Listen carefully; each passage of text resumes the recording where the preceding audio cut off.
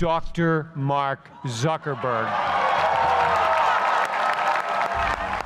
Today, I want to talk about purpose.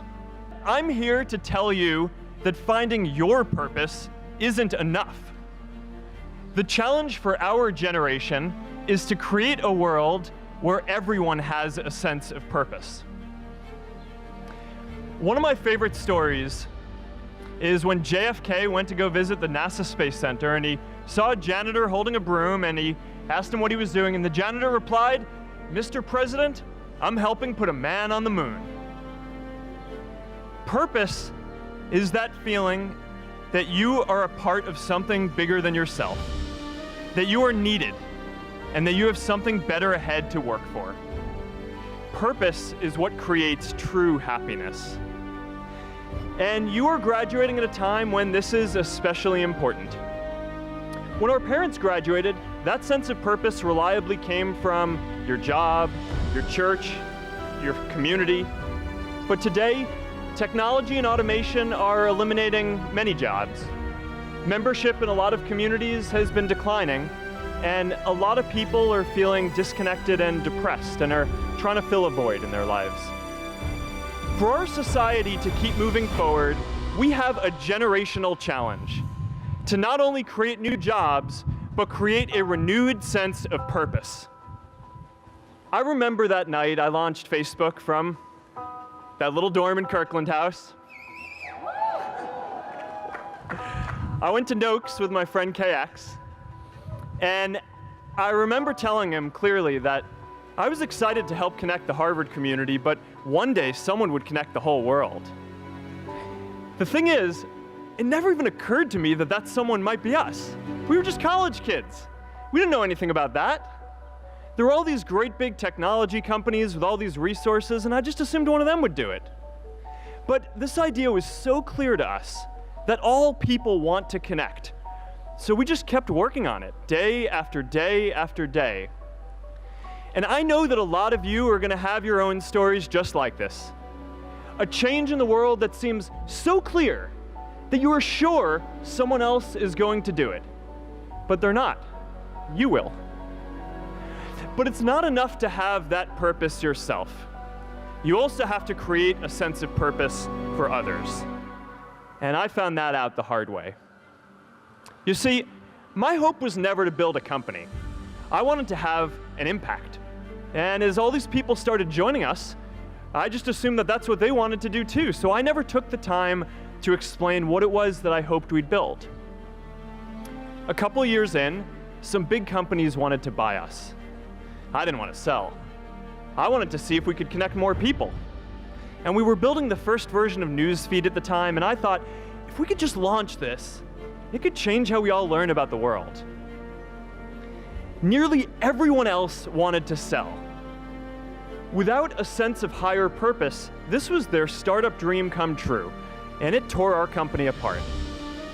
After one particularly tense argument, one of my close advisors told me if I didn't agree to sell the company right now, I would regret that decision for the rest of my life. Relationships were so frayed that within a year or so, every single person on our management team was gone. That was my hardest time leading Facebook. I believed in what we were doing, but I felt alone. And worse, it was my fault. I wondered if I was just wrong, an imposter, a 22-year-old kid who had no idea how things actually worked. Now, years later, I understand that is how things work when there's no sense of higher purpose. So it's up to all of us to create it so we can all keep moving forward together. And today, I want to talk about 3 ways that we can create a world where everyone has a sense of purpose. By taking on big, meaningful projects together. By redefining equality so everyone has the freedom to pursue their purpose. And by building community all across the world. So first, let's take on big, meaningful projects. Our generation is going to have to deal with tens of millions of jobs replaced by automation like self-driving cars and trucks. But we have the potential to do so much more than that. Every generation has its defining works. More than 300,000 people worked to put that man on the moon, including that janitor. Millions of volunteers immunized children around the world against polio, and millions of more people built the Hoover Dam and other great projects. And now it's our generation's turn to do great things. Now I know, maybe you're thinking, I don't know how to build a dam. I don't know how to get 1 million people involved in anything. Well, let me tell you a secret. No one does when they begin. Ideas don't come out fully formed. They only become clear as you work on them. You just have to get started. If I had to know everything about connecting people before I got started, I never would have built Facebook. Movies and pop culture just get this all wrong. The idea of a single eureka moment is a dangerous lie.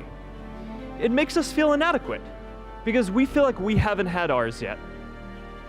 And it prevents people with seeds of good ideas from ever getting started in the first place. It's really good to be idealistic, but be prepared to be misunderstood. Anyone working on a big vision is going to get called crazy, even if you end up right. Anyone taking on a complex problem is going to get blamed for not fully understanding it, even though it's impossible to know everything up front. Anyone taking initiative will always get criticized for moving too fast because there's always someone who wants to slow you down. In our society, we often don't take on big things because we're so afraid of making mistakes that we ignore all the things wrong today if we do nothing. The reality is, anything we do today is going to have some issues in the future. But that can't stop us from getting started. So what are we waiting for? It is time for our generation-defining great works. How about stopping climate change before we destroy the planet and getting millions of people involved, manufacturing and installing solar panels? How about curing all diseases and getting people involved by asking volunteers to share their health data, track their health data, and share their genomes? You know, today, our society spends more than 50 times as much treating people who are sick as we invest in finding cures so people don't get sick in the first place. It makes no sense. We can fix this. How about modernizing democracy so everyone can vote online? And how about personalizing education so everyone can learn? These achievements are all within our reach. Let's do them all in a way that gives everyone in our society a role. Let's do big things, not just to create progress, but to create purpose.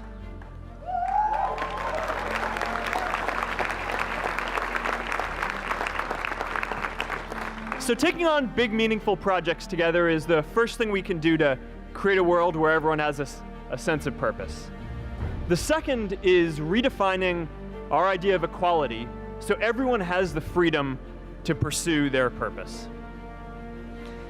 Now, many of our parents had stable jobs throughout their careers, but in our generation, we're all a little entrepreneurial, whether we're starting our own projects or finding our role in another one. And, you know, that's great, because our culture of entrepreneurship is how we create so much progress. An entrepreneurial culture thrives when it is easy to try lots of new ideas. Facebook wasn't the first thing I built. I also built chat systems and games, study tools and music players, and I'm not alone. J.K. Rowling got rejected 12 times before she finally wrote and published Harry Potter. Even Beyoncé had to make hundreds of songs to get Halo. The greatest successes come from having the freedom to fail. We should have a society that measures progress not just by economic metrics like GDP, but by how many of us have a role we find meaningful. We should explore ideas like universal basic income to make sure that everyone has a cushion to try new ideas. We're all going to change jobs and roles many times, so we need affordable childcare to get to work and healthcare that's not tied to just one employer. So we need a society that's less focused on locking us up and stigmatizing us when we do. And as our technology keeps on evolving, we need a society that is more focused on providing continuous education through our lives. Giving everyone the freedom to pursue purpose isn't going to be free. People like me should pay for it. And a lot of you are going to do really well, and you should too.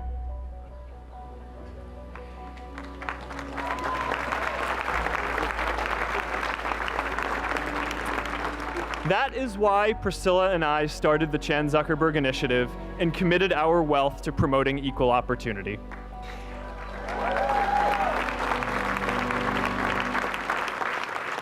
These are the values of our whole generation. It was never a question of if we were going to do this. The only question was when. Millennials are already one of the most charitable generations in history. In just 1 year, more than 3 in 4 US millennials donated to charity, and more than 7 in 10 raised money for another one.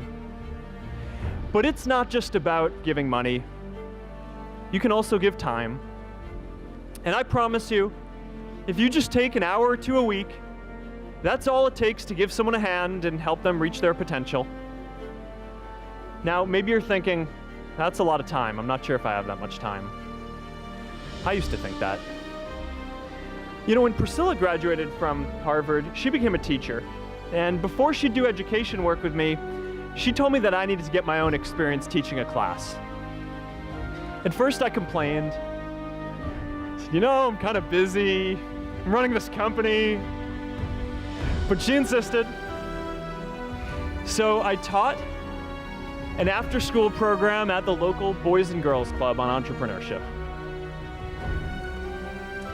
I taught those kids lessons on product development and marketing, and they taught me what it was like growing up feeling targeted for your race, and what it's like having a family member in prison. I shared stories of my time in school, and they shared their hope that one day they would get to go to college too. For 5 years, I've had dinner with those students every month. One of them even threw Priscilla and me our first baby shower. And next year, they're going to college. Every one of them, first generation in their families. We can all make time to give someone a hand.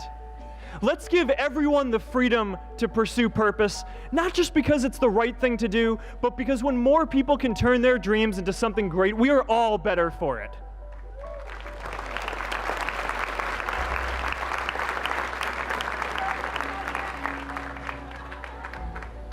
Purpose doesn't only come from work.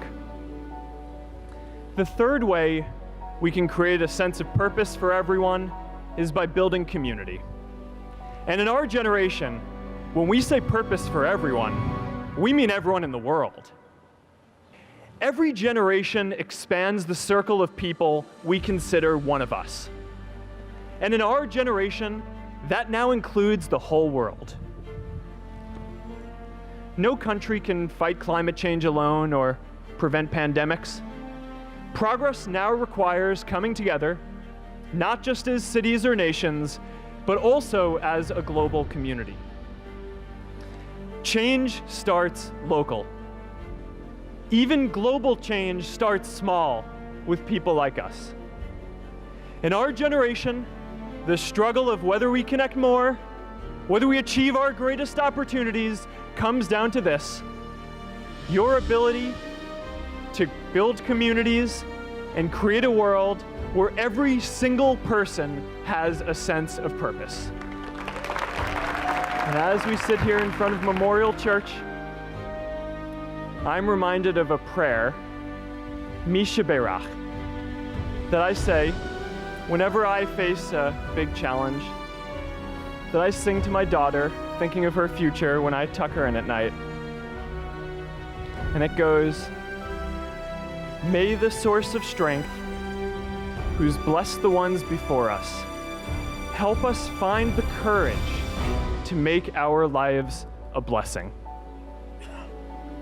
I hope you find the courage to make your life a blessing. Thank you.